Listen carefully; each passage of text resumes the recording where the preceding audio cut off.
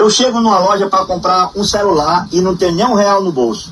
Eu pergunto pro vendedor quanto custa o celular. Ele diz para mim que o celular custa R$50. Eu não tenho nem R$1 no bolso. Eu volto para casa, vou tomar R$25 emprestado a pai e R$25 emprestado a mãe. Forma quanto? 50. Vou pegar os 50, vou para a loja. Chega lá, eu peço o vendedor para fazer um desconto para mim no celular. Ele faz por 45. Então, se eu tinha 50, sobrou 5. Certo. Dos R$5 que sobrou, eu vou emprestar R$3 a Mauro. Fiquei com 2. Vou voltar para casa, vou pagar R$1 à mãe. Só estou devendo 24, né? Que eu estava devendo 25. Então só fico devendo 24 a mãe. Vou pagar R$1 a pai também, só vou ficar devendo 24 a pai. 24 que eu estou devendo a pai, com 24 que eu estou devendo a mãe, 48. Com 3 que eu emprestei a Mauro, 51. Agora, se fosse por bom de matemática, me diga por que foi que sobrou esse R$1. Rapaz.